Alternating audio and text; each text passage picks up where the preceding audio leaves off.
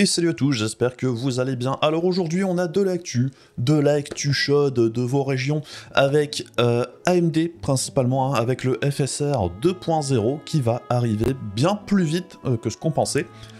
Il y a également le RSR et plein d'autres trucs, on y va, c'est parti.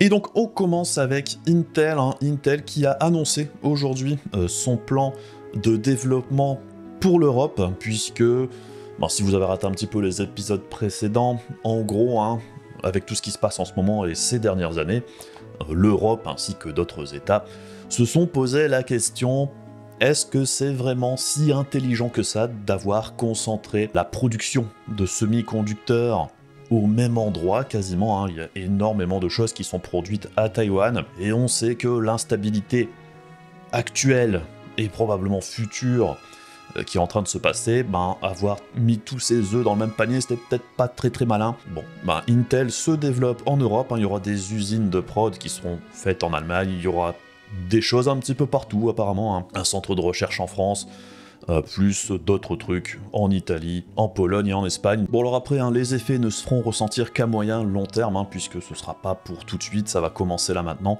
ça prendra quelques années avant de décoller. Mais bon, c'est bien quand même de penser un petit peu différemment, hein, que ce qui se faisait ces dernières années au niveau de la production. C'est pas mal quand même que ça se relocalise un petit peu plus près des consommateurs. Toujours chez Intel, Intel nous annonce, hein, que les GPU Arc vont sortir pour fin mars pour les PC portables. Bon alors en fait, hein, rien de très excitant, puisqu'en fait, hein, c'est le modèle très bas de gamme pour PC portable qui va sortir à la fin du mois, juste dans les temps pour dire qu'Intel a respecté sa propre deadline, hein, puisque à la base c'était censé sortir Arc pour le premier trimestre 2022. Premier trimestre 2022, ça se termine dans 15 jours, donc Intel nous sort une chips, hein, très probablement un paper launch pour dire d'avoir lancé un truc et d'être dans les temps. Bon, il n'y a pas grand chose à attendre de ce GPU pour PC portable, hein, puisqu'Intel, hein, nous dit lui-même qu'en gros, au niveau des performances, hein, ce sera grosso modo 2 fois les performances de la partie graphique intégrée Intel habituelle. Bon, faudra attendre encore un petit peu pour avoir les vrais gros GPU qu'on attend vraiment. Bref, on verra bien ce que ça donne. Et on enchaîne avec Nvidia avant de passer sur le segment AMD, avec les RTX 4000, hein. On en parle pas mal en ce moment.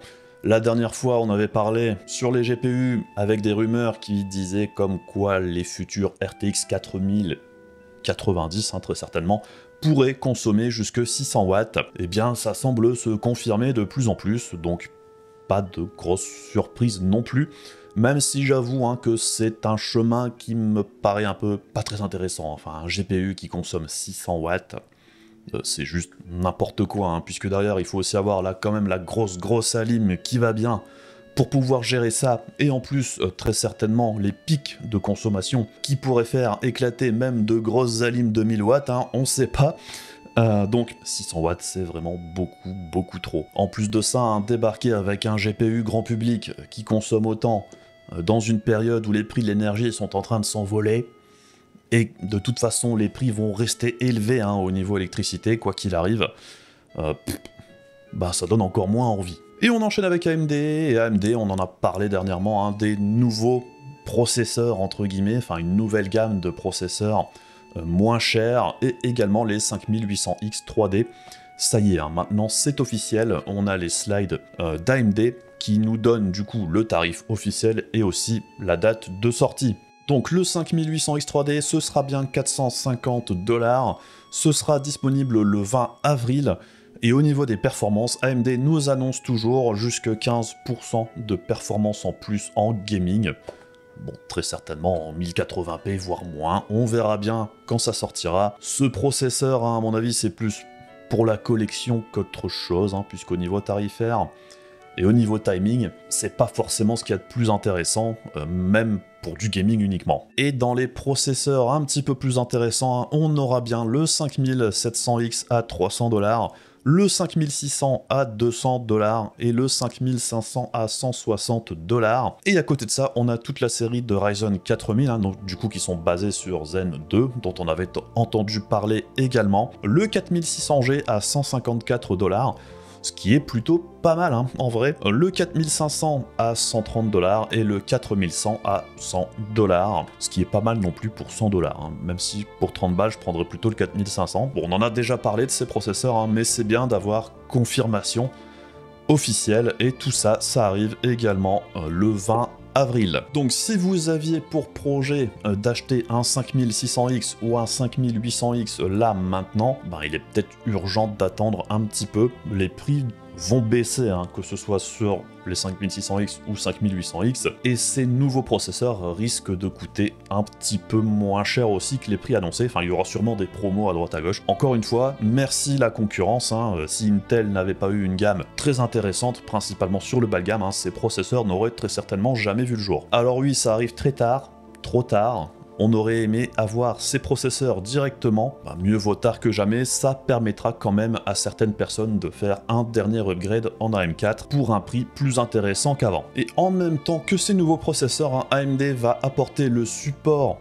officiel des Ryzen 5000 sur les cartes mères de génération 300, hein. Donc normalement, tout ce qui est B350, X370 devrait enfin pouvoir utiliser les Ryzen 5000.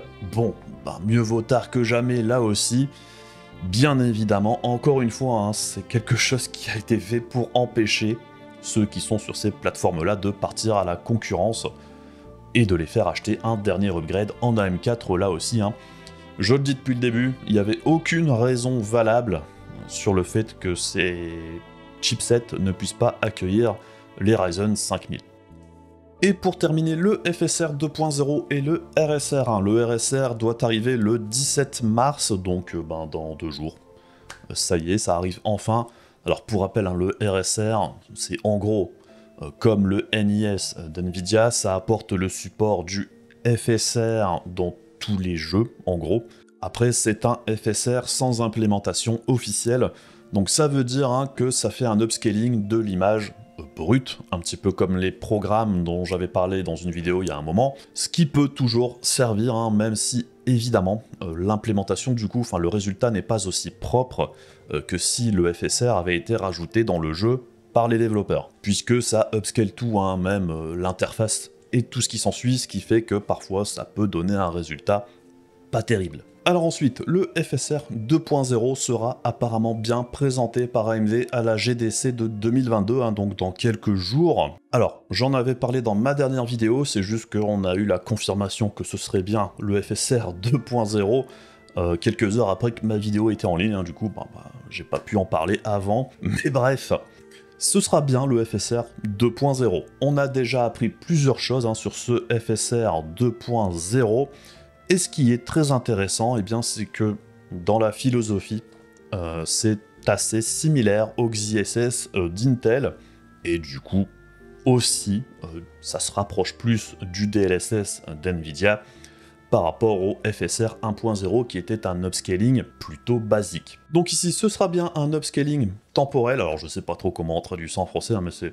En gros, ça se base sur des données passé pour essayer de prédire un petit peu l'avenir. Ce FSR 2.0 aura aussi un anti-aliasing optimisé pour ce FSR. Bon, alors on verra bien ce que ça donnera au niveau de la qualité. Par contre, hein, ce qu'AMD nous annonce déjà, c'est que la qualité d'image sera meilleure que le FSR dans tout type de réglage et toute résolution par rapport au FSR 1.0. Et la chose la plus intéressante dans l'histoire, hein, eh bien, c'est que ce FSR 2.0 n'aura pas besoin d'unités dédiées machine learning pour fonctionner. Et c'est là la grosse différence avec le DLSS.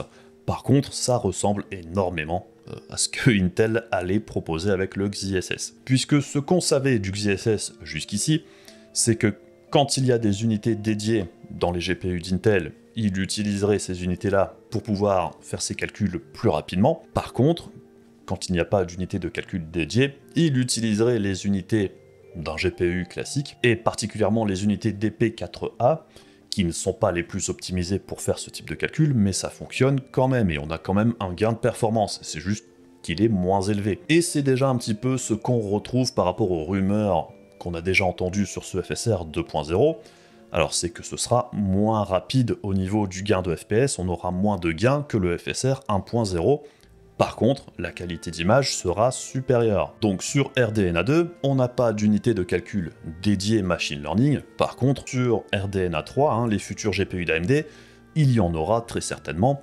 Du coup, sur la future génération d'AMD, le FSR 2.0 sera en toute logique plus efficace. Et ce que ça permet surtout ici pour AMD, comme pour Intel, c'est que la technologie du coup peut fonctionner potentiellement sur quasiment tous les GPU qui proposent des unités DP4A. Alors on ne sait pas si chez AMD ce sera exactement pareil, mais en toute logique, c'est ce qui paraît le plus probable. Et ce qui est aussi intéressant, c'est qu'on a aussi entendu dire que ce FSR 2.0 devrait arriver avant la sortie de RDNA 3, donc ça va bien fonctionner sur RDNA 2 sans problème, et en toute logique, ça devrait aussi pouvoir fonctionner sur les consoles. Donc bref, on n'a pas encore toutes les infos sur cette nouvelle technologie, mais c'est quand même assez intéressant de voir que le FSR évolue et qu'il évolue assez rapidement, et qu'encore une fois, si AMD continue sur ce qu'il a déjà fait jusqu'ici, le FSR 2.0 devrait